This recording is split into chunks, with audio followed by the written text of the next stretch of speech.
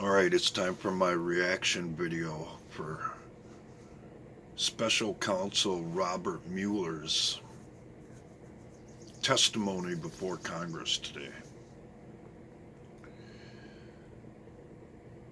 The political football probably lost a few yards for the Democrats. That's not how the mainstream news is going to spin it, but that's the reality of it for the American public. Because in my overall estimation, no matter what side you're on, we've about had enough of this shit. But the mainstream media is going to say that it proves collusion, and definitely there was obstruction of justice.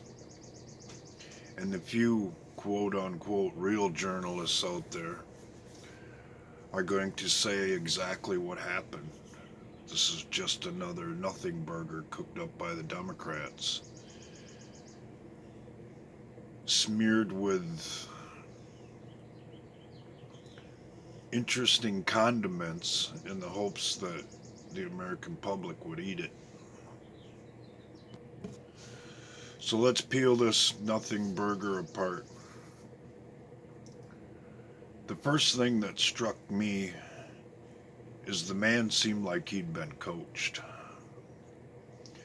When a Democratic representative would ask him a question, he'd sit all up in his chair, lean into the question, and almost be willing to supply an answer to some of them before they were even done asking the question. Like he knew what was coming. It was really obvious with certain Democrats. On the reverse, when a Republican would ask him questions, he'd sink away in his chair, kind of look down and away when they were asking, and stammer all over his words, several times asking to repeat the question so he could formulate whatever answer he wanted to, or just outright refusing to answer. But I suppose the most unimpressive part to me was how little this man actually knew about his own report. There were several times when he had to defer to whatever representative and say, well, if that's what's in the report, I agree. Or I don't recall that, but if that's what's in there, okay. Well, that's not how a professional talks about their work. If someone asked me how I repaired the trunk in my Pontiac, I could tell them every detail about it. What materials I used, why I did what I did, how long it took, and so forth and so on. Yet, this man who's been involved with the legal side of things for years and years and was a two-term director of the FBI couldn't answer questions coherently, even sometimes, about his own report. He refused to answer questions about the origins of this investigation,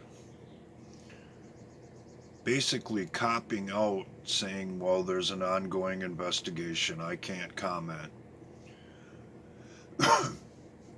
when his report had been made part of the public record, and there were things in there that speak to the origin of the investigations and people that were hired, fired, and interviewed. But he copped out on the whole subject because he knows something that the majority of the American public is going to figure out very shortly, or have already. This was an illegal investigation started on false information. They knew they couldn't prove that Trump was in bed with the Russians from day one. So their main goal from the beginning, it would appear, was to try and prove obstruction of justice, which they couldn't do either. And that's what today's hearing was all about. I don't really consider his report a report. It was an op-ed meant to slant things in a certain light so that Congress could convince or put enough mud in the water so that they could sell obstruction of justice against the president. Well, here's the thing about it, I guess you could say. It's not illegal to think about robbing the store down the street. It's only illegal if you actually do it. And special counsel Robert Mueller was allowed to complete his job, interview the people that he wanted, and complete his investigation and write his report. He was never fired, therefore there was no obstruction. And the legality of arguing obstruction in a case that was never proved is pretty damn weak to start off with. The most entertaining part about all of it for me was when the Democrats kept saying, and just about every one of them who asked questions said this at some point during their questioning, that no one is above the law.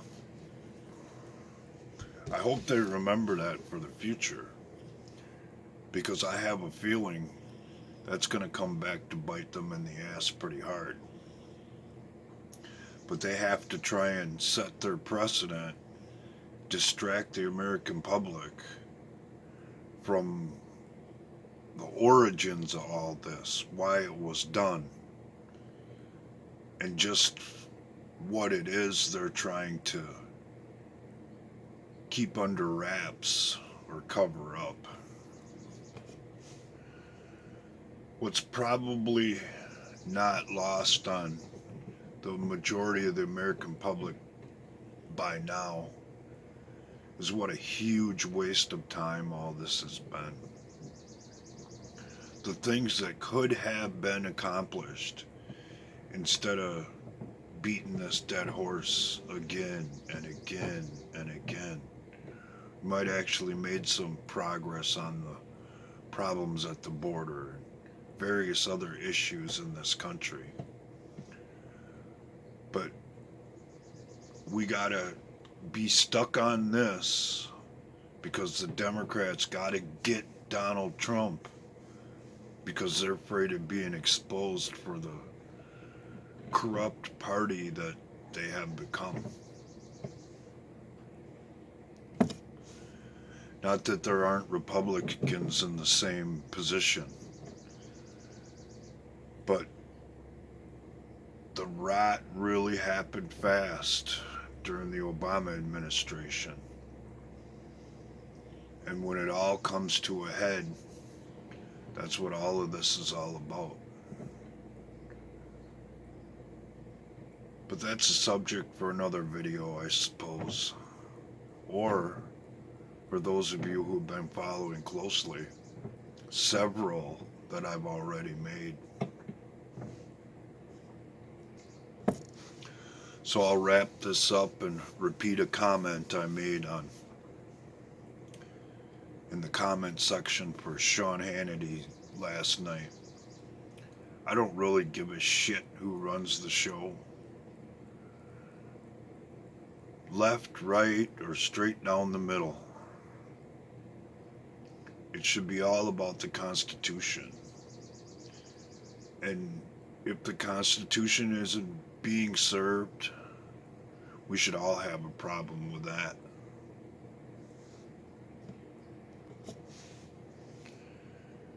Because it cheats our freedom. And the people who wrote that document knew a hell of a lot more about fighting for their freedom and their liberty than we do.